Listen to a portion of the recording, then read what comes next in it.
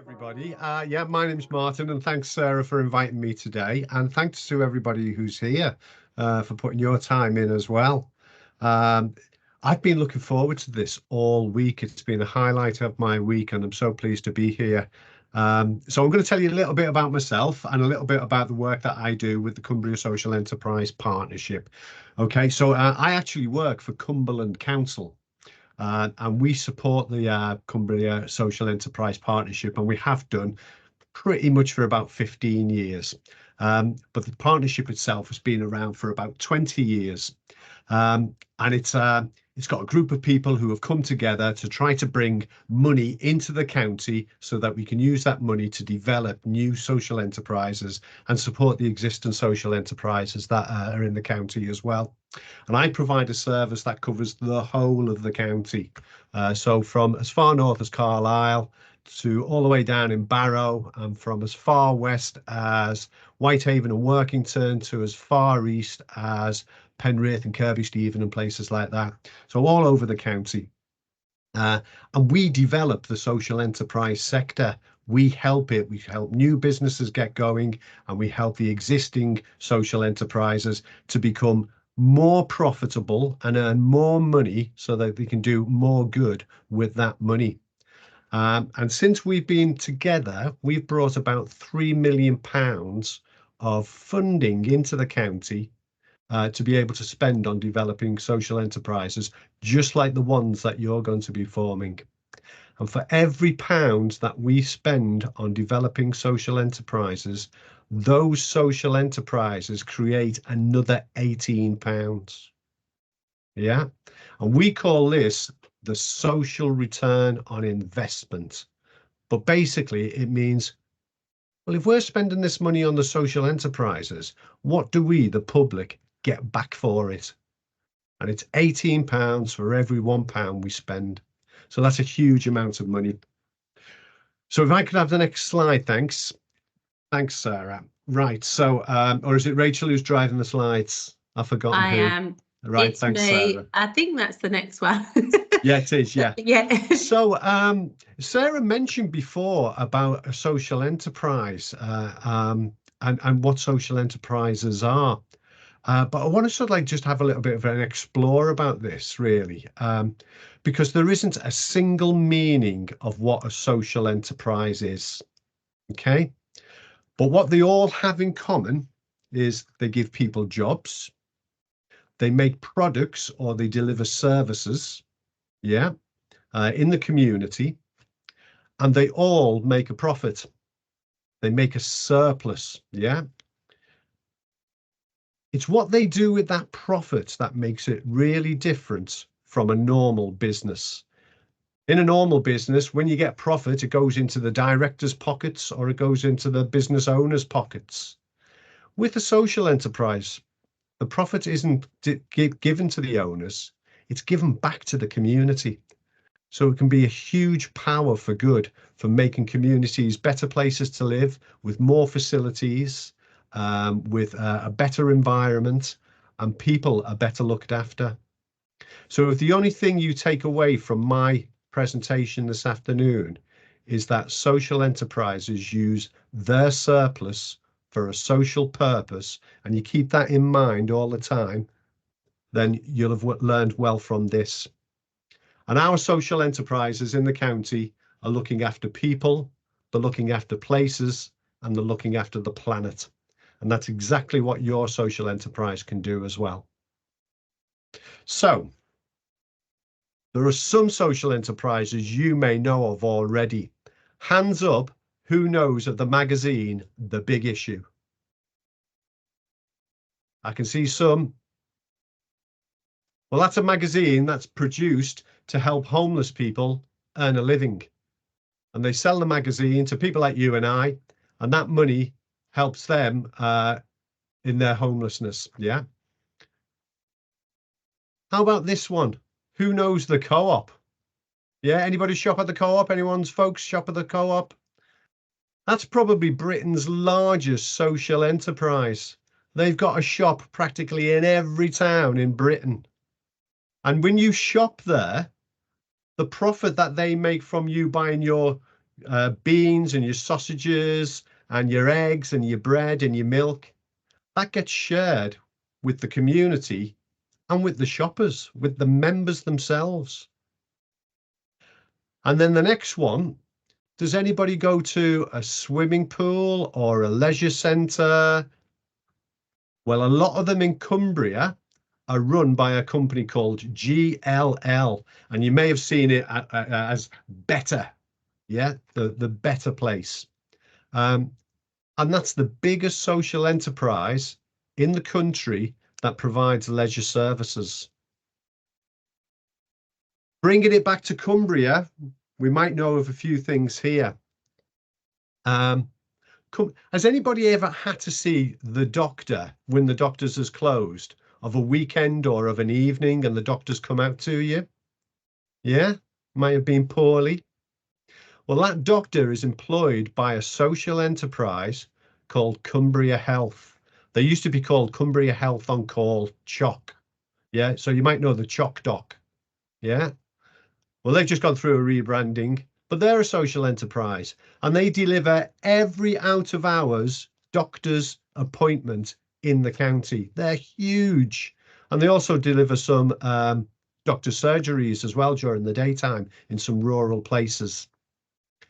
The next one, if you live in Carlisle or if you go shopping in Carlisle, you may know this one. And these are a social enterprise that take old bikes, do them up and sell them on cheap. And they're called Rebike. And they're so successful that they export bikes to Africa now.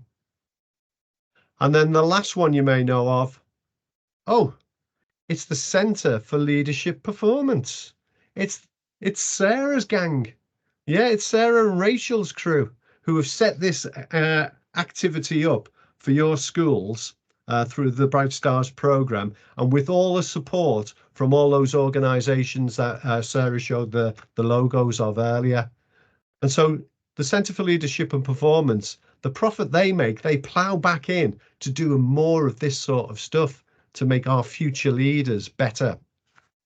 So in Cumbria, there are about 1,400 social enterprises, and some of them will be on your doorstep and you won't even know that they're a social enterprise. And some of them are tiny, they're just run by a single person. And some of them are run by 2 or 3 people, and we call them micro enterprises because they're only tiny. And some of them are huge. The big farmers cooperatives like West Cumbria Farmers, the big health providers like CHOC, who I mentioned earlier, and then some of our education providers are social enterprises as well. And when they trade, when they deliver services and put goods into the economy, they make about 475 million every year to be spent in the local area. And they also own buildings and equipment, and they have financial reserves, money in the bank of about another 144 million. This is huge. Cumberland Council doesn't have this much money every year, and yet they provide all these services for us. And the social enterprises in Cumbria employ 11,000 people. Some of your family might be employed by a social enterprise. And some of you may go on to form a social enterprise yourselves later in life. That's what I'd really hope. As well as employing people, they create opportunities for volunteers. And for every volunteer, for every one of those 15,000 volunteers, if they only volunteered 1 hour a week and got paid the minimum amount of money, it'd be the equivalent of another £8 million going into the local economy. So this is massive. This is a massive amount of money doing a huge power of good in our county and in our communities. So there's a few. I'm not going to go through them because there's far too many words for me to read, and the print's far too small as well with my eyes. But some of these, they started off as tiny little organizations, maybe 1 or 2 people, and they've grown into big organizations that are employing lots of people and that they're doing lots of good in their community. And the one in the middle there, Growing Well, they started off in Kendal, and now they've got a place opening in Egremont, and they've got a place out in East Cumbria near Penrith, and they're growing all the time. And they use gardening as a way of including people, especially people with disabilities or people with mental health conditions. They grow vegetables, they sell them into the community, and they use that money to do more good. So these are excellent organizations and using just ordinary business to do good things. So moving on. This is what I did. This is my bit now. Yeah. I'm sort of like manage the Cumbria Social Enterprise Partnership, and we provide advice and guidance to people who want to start a business and people who are already running their social enterprises. And we can provide advice and help around planning your business, what your business is going to do, marketing your business, how you tell people about what it is you do, managing your money so that it doesn't get lost, yeah, and that you can use it for good purposes, and then to develop new products and new services. And then we help also with some of the boring stuff like staffing and how to do a spreadsheet, yeah, and how to apply for funding. And it's very much of social enterprises, by social enterprises, and for social enterprises. So we handpick people to help people. And we do stuff for new businesses and ones that are less than 3-year-olds. We call them startups. We do it for existing ones, the ones that are older than 3 years old. And we do it for spin-ins as well. And this is a really exciting part of the of what I do. And this is where traditional businesses who want to keep that money for the directors turn around and say, you know what? Our customers demand of us to do better in the community. So we're going to form social enterprises to do this. So that's the sort of offer that we can be able to offer you. And you're going to have lots and lots of questions about social enterprises. So I'm going to pass it over to you now. And some of you are going to be really brave, come up to the front and ask a question. Don't be shy. I don't bite, at least not from this distance. Oh, thanks, Martin. That was great. That was really some of those statistics as well. And obviously, these guys now have got that opportunity, haven't they, to set up their own social enterprise, which is fantastic, which can go far beyond the 8 weeks of the competition. We hope that some of these will continue, and then you might be supporting them, Martin. So and that would be wonderful, wouldn't it? Wouldn't that be fab? Wouldn't that be amazing? So have we got some questions? We didn't. We're just gonna, we're gonna, in a casual sort of way. So we've Sacred Heart had the hands up with Sacred Hearts. Yeah. So do we want to? Those of you that have got questions, come to the front and ask in a nice, clear voice your question, or just where you are, just shout them out. So we've got Sacred Heart. I can see some hands up. What questions have you got for Martin? Okie doke. Hiya. How do you get so many customers? Oh, that's a fantastic question. What's your name? Aston. Aston, that's an absolutely brilliant question. And every business asks themselves this same question. How do we get customers? Well, there's lots of ways that you can find customers. You can do advertising. You can take out an advertisement in the newspaper or on the radio or on the TV, or more often now via social enterprise like Facebook and Instagram and TikTok and all these sort of things, yeah? And people will see your advertisement, and if they like it, they'll get in touch with you. There's other ways of finding customers, and probably the best way of finding customers is to get out there and meet them and talk to them. And then they will hear about your message direct from you. And if they buy stuff from you and they like it, they'll tell their friends and their family. And we call that word of mouth. And the word of mouth recommendation is far stronger than any advertising that you can do. And they reckon for every one good customer that you serve, they'll tell 3 other people.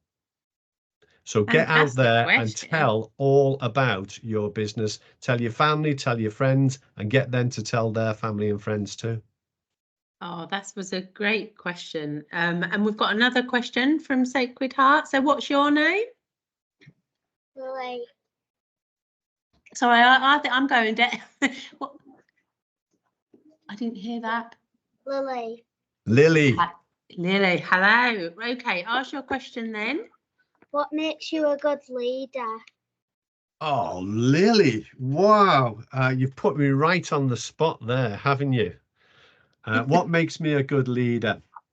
Well, I think first of all, I've got 2 ears and 1 mouth. And so I try to use them in that order. I listen to what people are saying to me. I take it on board, and then I try to act upon it. Another thing is I ask lots of questions, and I ask lots of questions of the people that I work with, because how do we learn? By asking questions, because I haven't got all the answers, but I'm sure all the answers are out there. So if we ask everyone, or if we ask as many people as we can find the answers, and then we can put that into action. That was such a great question. And hopefully along the way, you'll develop all of your leadership skills, teamwork, communication, listening to people, all of those that, you know, as part of this process, because you're going to be leaders in your school doing this project. So I think that's an absolutely fantastic question. Okay, so we're going to move to, got some hands up. Number 2 is Wigton Juniors. No, Right. it's Tomlinson Juniors rather. Tomlinson Juniors. Right. We'll come to you. It's just good. What makes a good advertisement? Oh, that's a brilliant question. What's your name? Sorry. Amelia. Amelia, thanks very much. I've got a bit of a confession to make here, because I'm very close to Tomlinson Juniors because my son goes there. So some of you may know me as Tom's dad. So what makes a good advertisement? I mean, that's a $64,000 question, that, Amelia. It's got to be catchy. Yeah, it's got to be memorable. I think one of the most powerful things is humor. So if you can make people laugh, they might remember what it is that you're trying to tell them. So if you can use a bit of humor in any of the communications and any of the advertisements or any of the publicity that you make for your social enterprise, it might just stick in their minds. Great, and really good question again. Thanks, Amelia. Are there any other questions from the class at Tomlinson? I can go to Yeah, I've got one more. Is that okay? Yeah, we'll go to that. Yeah, we've still got plenty of time. So if you come to the front, say your name in a big clear voice, and then, because for my sake, because I'm going deaf. My name's Percy. And how do you make so much money? Thanks, Percy. Yeah, that's a really, really good question. How do we make money from our social enterprise? First of all, you've got to have something that somebody wants. Yeah. So there's a couple of things that everybody needs.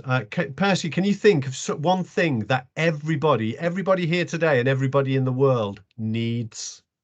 Food. Food, fantastic. Yeah, that's why the co-op is so successful. Yeah, so if you can find something that everybody needs, then you're on a winner. I know of a social enterprise down in London, and it started off by this one guy, and he left school and he didn't know what he was going to do, but he knew he wanted to do something for his community. And he thought to himself, what does everybody do or want or need? And he looked down at his feet, and he saw that he was wearing socks. And he thought, I know, I'll sell socks. So he went to the wholesalers, he bought a load of socks, he went onto the market, he sold the socks on the market, and he made a profit. And he used that profit to help poor people in his community. And his social enterprise is called Stand Up for Socks. And somebody else heard of sort of Stand Up for Socks and thought, well, what else does everybody need? I know everybody wears underwear. And they set up a social enterprise doing something very, very similar. And they call their social enterprise Pants to Poverty. So think of something that everybody needs, sell it, and you'll make money. Oh, they're really great questions, and that's really great advice there. And something quite catchy in terms of what they're going to call their social enterprises, that and what a mission statement in terms of what they stand for. That stand up for socks, pants for poverty. That they're really catchy, aren't they? So we might want to think about that as well. And using a bit of humour as well to make it stick in the mind. Definitely. So we also have pupils at St Michael's that I know want to ask questions, and then we've got Langwathi, and I know we've got Jericho as well. So if we can go to the children at St Michael's, Scott, have you got your questions? Could you ask them?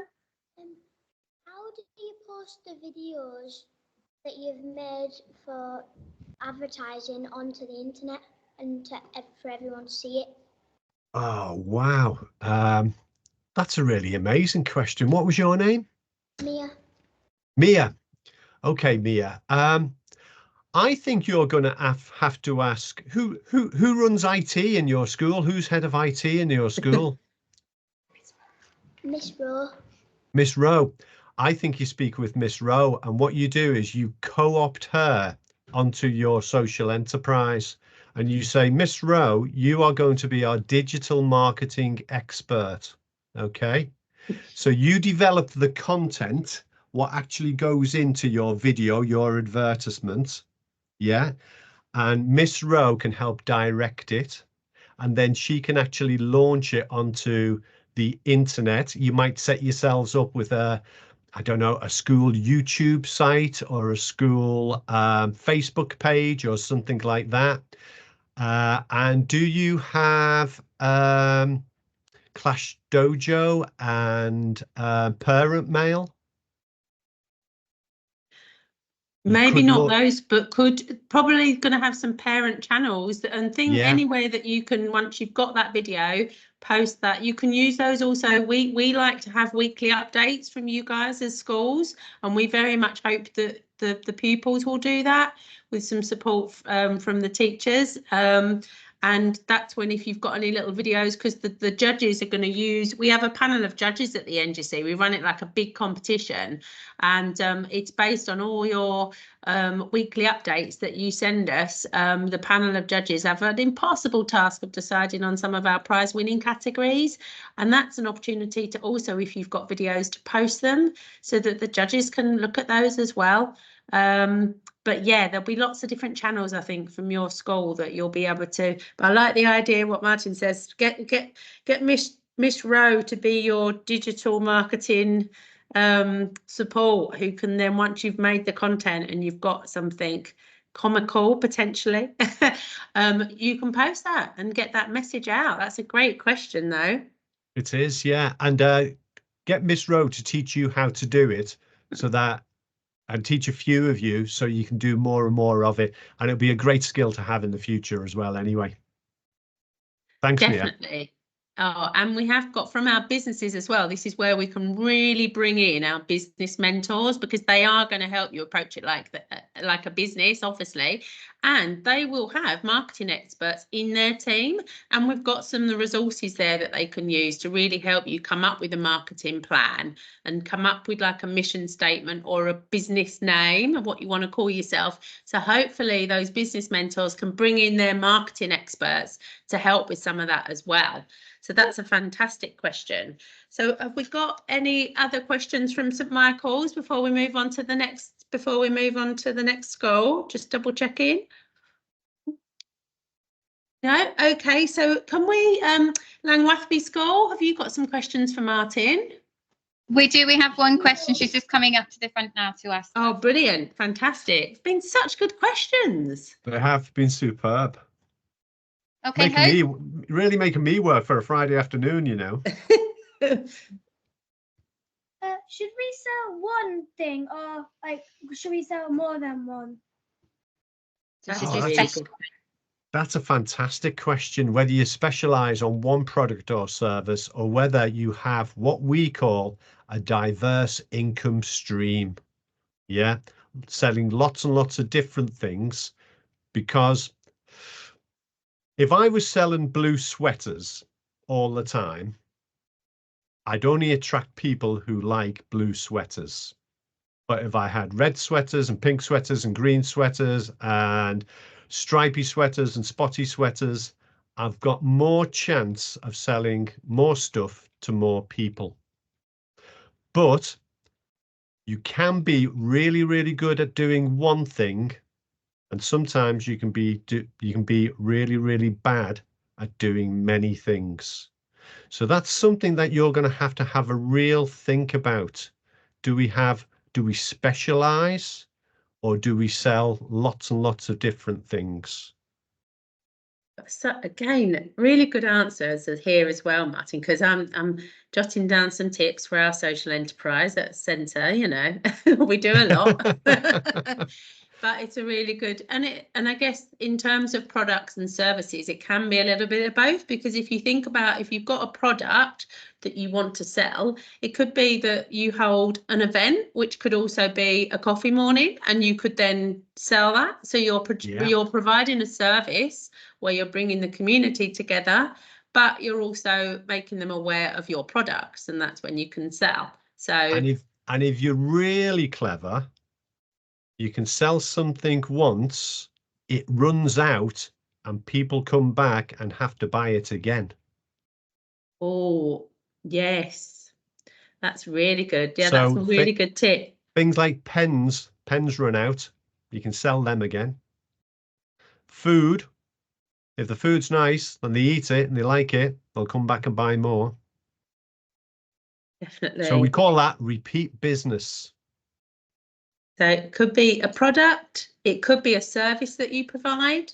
You know, if you're doing some keep fit lessons to keep your community fit, car washing, then more, you know, but it could be both. So yeah, that's really good. So down to you to decide, do you specialize in just one product or a range of products, which could all have a same theme, you know, which could raise awareness of your campaign, your theme, what you're actually wanting to try and make a difference in the local community. So yeah, thank you, Matt, some good advice, but a brilliant question there as well. Is there any more from Langwathby School? That was just the one question there. Okay, but that was a fantastic question. And then can we move to Jericho School? Jericho School? Did I see Jericho School with their hand up? I did see a hand. I know we've got Wiggenby, and then up in the top left-hand corner of my screen is Allenby, and there's a young lady who's been sitting there really, really patiently. Right, well, we'll go to Allenby because that's absolutely fine. I can see you waiting really patiently, and then we'll come to Wiggenby. Does that sound okay? There you go, sweetheart. So what makes it a good advertisement? Okay, what was your name? Lainey. Say again, sorry. Lainey. Lainey, okay, thanks, Lainey. Well, like I said earlier, a good advertisement, it's got to be memorable, hasn't it? It's got to tell people what it is about. So you've got to be clear with your message. It's got to be memorable. And also you've got to tell people where to get it, the thing that you have, where to get it from. Yeah. So if you were selling, let me see, say you were selling healthy snacks at break time, yeah, and you were going to sell them from the hatch in the school hall, your advertisement has got to tell people where, when, and what it is, and then make it memorable, yeah. Because some adverts when they're on TV or in the cinema or something like that, they're really fantastic. They're really exciting. But then they go and you think, I don't know what they were actually selling there, because it's just the message just isn't clear. So make it clear. Fantastic. And so Wiganby School, thanks for being so patient. And that was a great question there, Lainey. And thanks for being so patient. I can see all these hands up and then I can just, so I'm trying to, so Wiganby School, if you go ahead with your question for Martin. Okay. What makes a good business? Okay. What was your name? Holly. Holly. Thanks, Holly. What makes a good business? Well, to me, a good business is one that looks after its staff, looks after its customers, and looks after the environment as well. And this is exactly what social enterprises do, because the money that they make, they're going to reinvest that, they're going to spend that. First of all, they pay great wages, yeah, and they pay generally better than the minimum wage and better than the living wage. They look after their customers and make sure that they give their customers what they want. And they do it in a way that doesn't harm people or harm the planet. So we call these ethical businesses, yeah, because they're looking after people and planet all the time. And I would like every business, every single business, to become a social enterprise. Because can you imagine what a world we would live in if every business was doing what's right for the people, the place, and the planet? Oh, we've got a lot of businesses on this call to convert potentially. And if you want to spin in to the social enterprise sector, I'm your man. Can we have There one you more? go. There you go. You And have we can, got any you other can, questions Wiganby, go ahead. from Wiganby? Where is the best place to advertise? Oh, that's another $64,000 question. What was your name? Delilah. Delilah, incredible question. The best places to advertise really just depend upon who you're trying to reach. Yeah, so you need to understand your audience. So if you were selling something to children, where do you think the best place to advertise would be? Any ideas? Where are they 5 days a week, 6 or 7 hours a day? School. School. Yeah, so know your audience and find out where they go, what they read, what websites they look at, what social media they use, and then target those. Yeah, go for those. If you're selling something to pet owners, where would be a good place to advertise to pet owners? Probably like somewhere like a dog park or something. Yeah, yeah. Or where might you have to take your pet if they're not well? The vets. The vets. Yeah. So think about what you're selling, who you're selling it to, and where they're likely to go, or what sort of things they're likely to look at. And that will be your best option.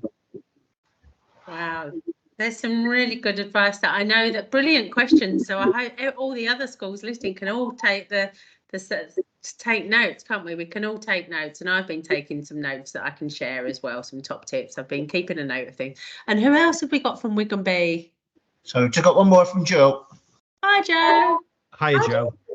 Oh, hi. How do you make a good food shop? Food business. A good food business. Whoa, that's an incredible question.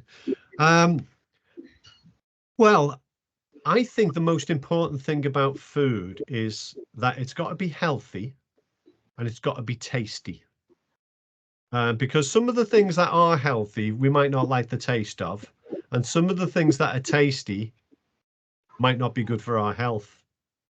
So if we can combine good flavor with something that's good for our bodies, then you're on a winner.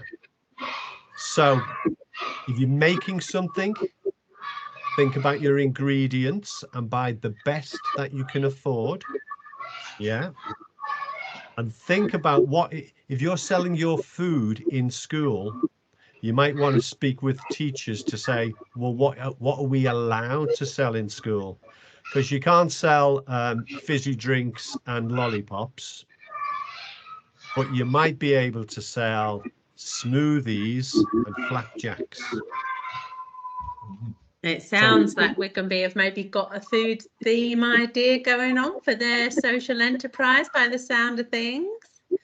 Healthy and tasty, Joe. Okay. Great Thank tip. Great tip. And is there anybody else on the call that we haven't asked that would like to ask a question? And this could be a school, or it could be one of our business mentors, and it could be to Martin or to us. Any, you know, anybody else? Don't want to leave anybody out. We've had some absolutely fantastic questions there. And I guess have a lot of you already got a lot of ideas in terms of what you want to do? Can see lots of heads of. Do any of you want to just take yourself off mute again and just say what any initial ideas, or is it a secret at this stage? Are we not letting on and telling the competition? Trade secrets, or we might have some industrial espionage on our hands here. Oh, that's the thing, isn't it? Everybody. Spies. So it kickstarts on Monday in terms of when you can physically start using your £50.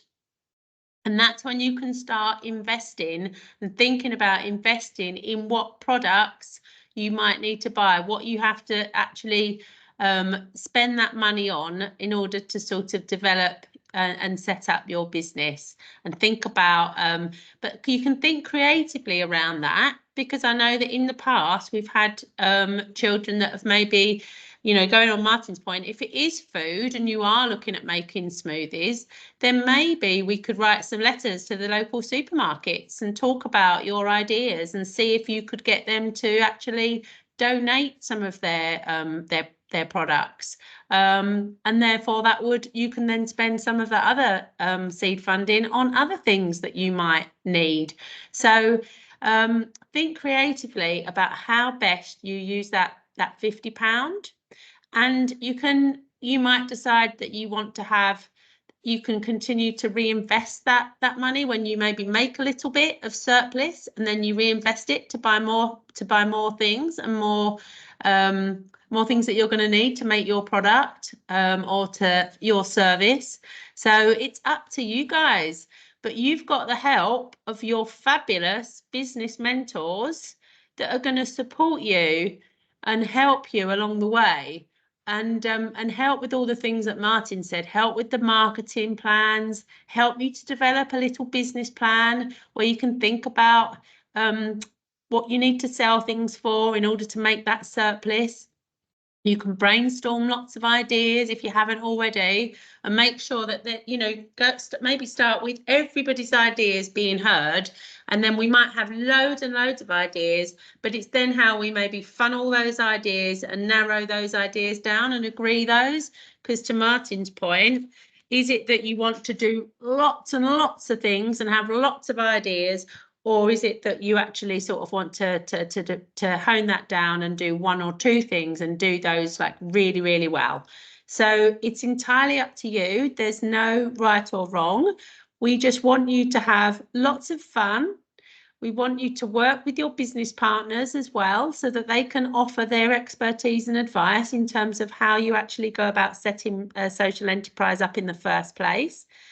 And I think it's you guys thinking about the impact that you want to have in your community. What do you want the social enterprise? Who do you want to benefit from your business endeavours?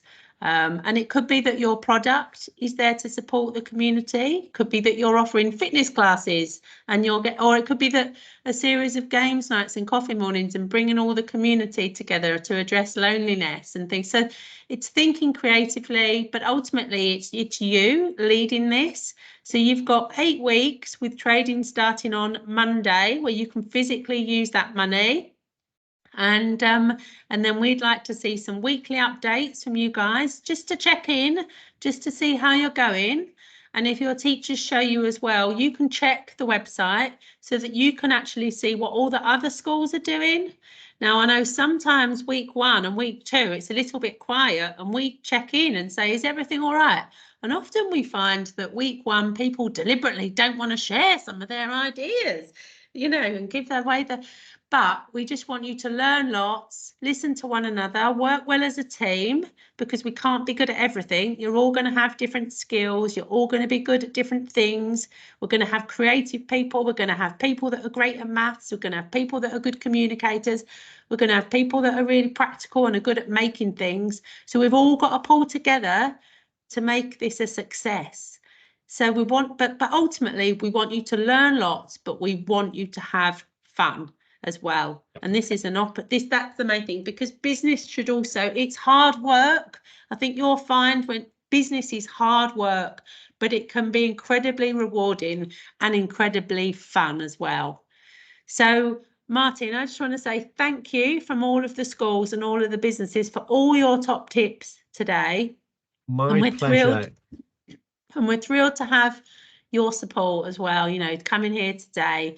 And let's hope this is the start of creating more social enterprises across Cumbria, because although the children have got 8 weeks to set up their own mini social enterprise, we know from other schools that we've had in the past, those businesses continue to thrive and grow and develop way beyond the framework of the Bright Stars programme.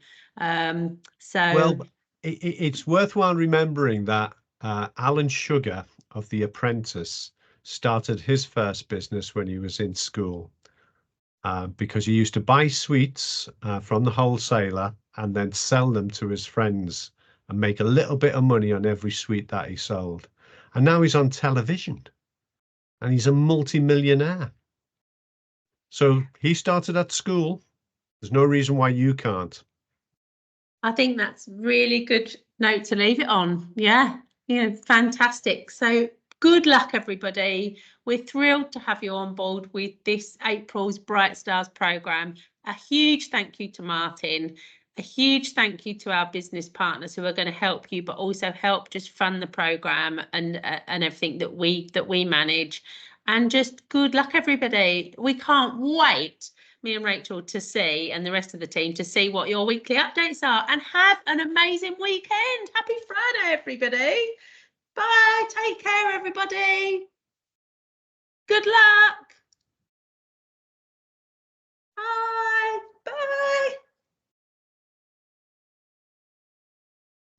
Oh, brilliant. Bye, Wiggleby. Good luck. Oh, thanks.